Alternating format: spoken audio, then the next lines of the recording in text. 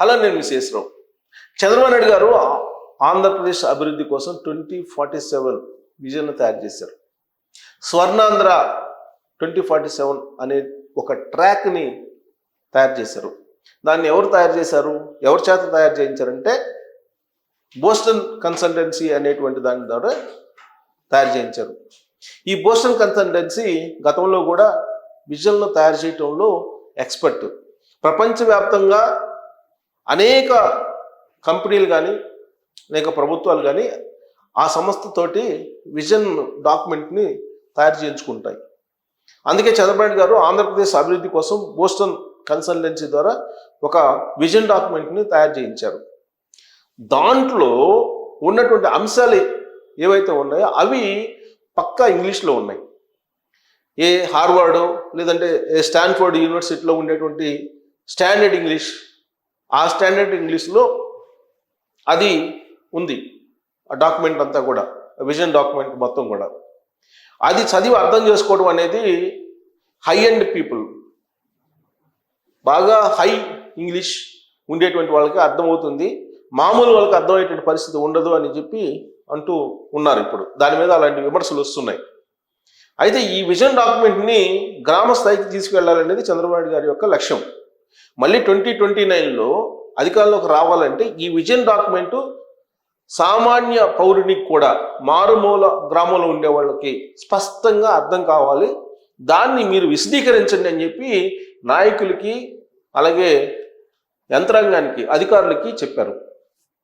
ఈ విజన్ డాక్యుమెంట్ని ఐఏఎస్లు, ఐపీఎస్ల ముందు, ఉన్నతాధికారుల ముందు ఉంచారు, యంత్రాంగం ముందు ఉంచారు చంద్రబాబు నాయుడు గారు. దాన్ని చదివిన తర్వాత సచివాలయంలో ఉండేటువంటి కొంతమంది ఉన్నతాధికారులు దీంట్లో పొందుపరిచినటువంటి అంశాలు కానీ లేదా దీంట్లో వాడినటువంటి పదాలు కానీ పూర్తి స్థాయిలో అర్థం కావట్లేదు అనేది వాళ్ళు ఇస్తున్నటువంటి ఫీడ్బ్యాక్. మరి అర్థం కానిటువంటి ఈ విజన్ డాక్యుమెంటు మారుమూల గ్రామంలో ఉన్నటువంటి పౌరులకి వెళ్తుందా అంటే వెళ్ళేటువంటి అవకాశం లేదు. సో ఇప్పుడు చంద్రబాబు నాయుడు గారు ఏం చేయాలి? ఫస్ట్ యంత్రాంగం, ఎవరైతే సివిల్ సర్వెంట్స్ ఉన్నారో వాళ్ళకి అర్థమయ్యేలాగా ఆ డాక్యుమెంట్ని రూపొందించే ప్రయత్నం చేయాలి. ఆ తర్వాత సహచర మంత్రులకు, ఎమ్మెల్యేలకు, ఇతర ప్రజాప్రతినిధులకు అర్థమయ్యేటట్టు చేయాలి. థర్డ్ ఫేజ్లో వాళ్ళ ద్వారా ప్రజల మధ్యకు తీసుకెళ్ళాలి. దీని మీద గ్రామ స్థాయి లేదా మండల స్థాయి మీటింగులు పెట్టాలి. అమెరికా తరహాలో కార్నర్ మీటింగ్లు అని పెడుతూ ఉంటారు. అలాంటివి పెట్టి ఈ అంశాలన్నింటినీ కూడా ప్రజల మధ్యకు తీసుకెళ్ళాలి. పాఠశాలల్లో పాఠ్యాంశాలుగా కొన్ని అంశాలని పొందుపరచాలి. ఈ స్థాయిలో ప్రచారం చేసి అవగాహన కల్పిస్తే తప్ప చంద్రబాబు నాయుడు గారి యొక్క విజన్ డాక్యుమెంట్ 2029 ఎన్నికల్లో ఆయనకి సానుకూలంగా ఉపయోగపడదు. అలా కాకుండా 2020 విజన్ ఏదైతే అప్పట్లో 99లో తయారు చేశారో దాన్ని ప్రజల మధ్యకి పంపించలేక 2004లో ఓడిపోయారు ఆయన. అలాంటి పొరపాటు మళ్ళీ చేయదలుచుకుంటారు చంద్రబాబు నాయుడు గారు. ఖచ్చితంగా ఈ విజన్ డాక్యుమెంట్ని ప్రజల మధ్యకి తీసుకెళ్ళాలి అనేటువంటి ఆలోచన ఆయన చేస్తూ ఉన్నారు. దాంట్లో భాగంగా విద్య, వైద్యం, అభివృద్ధి ఏ విధంగా జరగబోతుంది, ఆంధ్రప్రదేశ్ 2047కి 2047కి ఏ విధంగా ఉండబోతుంది, 2029కి ఏ విధంగా ఉండబోతుంది అనేది స్పష్టంగా వాళ్ళకి అర్థమయ్యేటట్టు, వాళ్ళు ఎవరికై వాళ్ళు విజన్ చేసుకునేటట్టు చేయాలనేది ఆయన యొక్క లక్ష్యం. కానీ తాజాగా మంత్రులు అలాగే ఉన్నతాధికారులకు పెట్టినటువంటి రివ్యూ మీటింగ్లో ఈ విజన్ డాక్యుమెంట్ గురించి ఆయన ఎక్స్ప్లెయిన్ చేసినప్పుడు పూర్తి స్థాయిలో వాళ్ళకు కూడా అర్థం కాలేదు అనేది ఇప్పుడు వస్తున్నటువంటి ఫీడ్బ్యాక్. అది సోషల్ మీడియాలో అలాగే మెయిన్ మీడియాలో కూడా వచ్చేసింది. మరి ఇప్పుడు చంద్రబాబు నాయుడు గారు బోస్టన్ కన్సల్టెన్సీ ద్వారా తయారు చేసినటువంటి డాక్యుమెంటు అది కేవలం కొంతమందికి మాత్రమే పరిమితమా, లేదంటే అందరికి అర్థం కావాలంటే అందరికి అర్థం కావాలి అనేది ఆయన యొక్క లక్ష్యం. కానీ దాన్ని తీసుకెళ్లాల్సింది ఎవరు?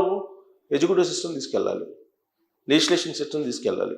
ఒక ప్రభుత్వం ఏదైనా సరే సక్సెస్ కావాలంటే కనుక మనిషికి 2 కళ్ళు ఎలాగో ప్రభుత్వానికి శాసన, కార్యనిర్వాహక ఈ 2 కూడా ఇంపార్టెంట్.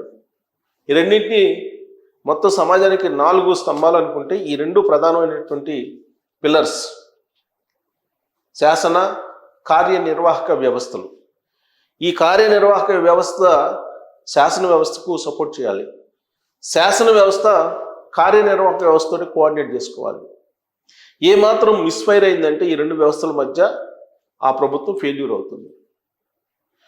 ఫలితంగా రాబోయేటువంటి ఎన్నికల్లో దాని ప్రభావాన్ని అధికారంలో ఉండేటువంటి వాళ్ళే చవిచూడాల్సి వస్తుంది.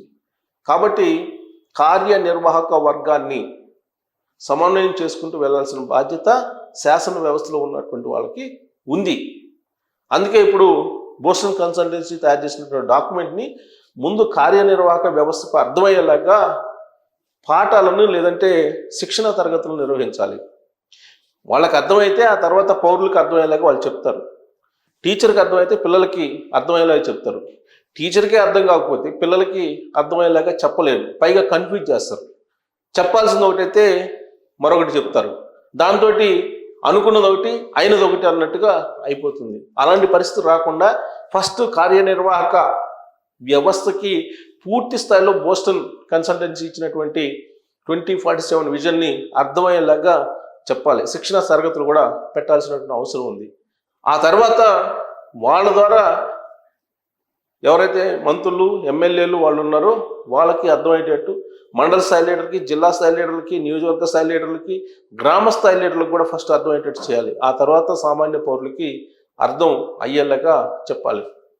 సాధారణంగా బోస్టన్ కన్సల్టెన్సీ ఇచ్చినటువంటి డాక్యుమెంట్లో ఉండేటువంటి కాన్సెప్ట్ అర్థం చేసుకోవడం కష్టం. అది ఎందుకంటే ఇంటర్నేషనల్ స్టాండర్డ్లో ఉంటుంది. పైగా చంద్రబాబు గారి యొక్క విజన్ని అర్థం చేసుకోవడమే కష్టం. ఆ విజన్కు తగ్గిన విధంగా బోస్టన్ కన్సల్టెన్సీ ఇచ్చినటువంటి డాక్యుమెంట్ ఏదైతే ఉందో అది ఇంకా మరింత కష్టతరం. దాంట్లో పొందుపరిచినటువంటి అంశాల్లో P4 అనేది ప్రధానమైనటువంటి ఫార్ములా. దాన్ని ఇంప్లిమెంట్ చేస్తే రాబోయేటువంటి రోజుల్లో అందరూ కోటీశ్వరులు అవుతారు అనేది చంద్రబాబు నాయుడు గారి యొక్క లక్ష్యం. పర్ క్యాపిటా 2047 నాటికి 53 లక్షల పైగా ఉండేటట్టు ఆ డాక్యుమెంట్లో ఉంది. అది ఎలా సాధ్యం అనేది సామాన్యులకు చెప్పగలిగితేనే చంద్రబాబు గారు తయారు చేసినటువంటి ఈ డాక్యుమెంట్కి విలువ, ఈ విజన్కి సార్థకత చేకూరుతుంది. మరి అటు కార్యనిర్వాహక ఇటు శాసన వ్యవస్థ రెండు సమన్వయం చేసుకొని ఈ డాక్యుమెంట్ని తీసుకెళ్ళకపోతే బోస్టన్ కన్సల్టెన్సీ ఇచ్చినటువంటి విజన్ డాక్యుమెంట్ ఏదైతే ఉందో అది బూడిదలో పోసిన పన్నీర్ అవుతుంది. కాబట్టి ఆ తప్పు చేయకుండా చంద్రబాబు గారు ఇప్పటికే శిక్షణ తరగతుల వైపు వెళ్తూ ఉన్నారు. దానికి ఎడ్యుకేటివ్ సిస్టమ్ అనేది కోఆపరేట్ చేయాల్సి ఉంది. ఇదంతా జరగాలంటే స్పీడ్గా ప్రభుత్వాన్ని నడిపే ఎడ్యుకేటివ్ వ్యవస్థ సహకరించాలని చెప్పి చంద్రబాబు గారే చెప్తూ ఉన్నారు. మరి చంద్రబాబు గారితో పరుగు పెడుతుందా ఎడ్యుకేటివ్ సిస్టమ్? ఒకవేళ ఆ దిశగా రాకపోతే మరి చంద్రబాబు గారు ఏం చేస్తారు అనే దాని మీద ఏం చేయాలి అనేది మీరు సూచనలు, సలహాలు ట్రోల్స్ రూపంలో వేయచ్చు. Thank you very much.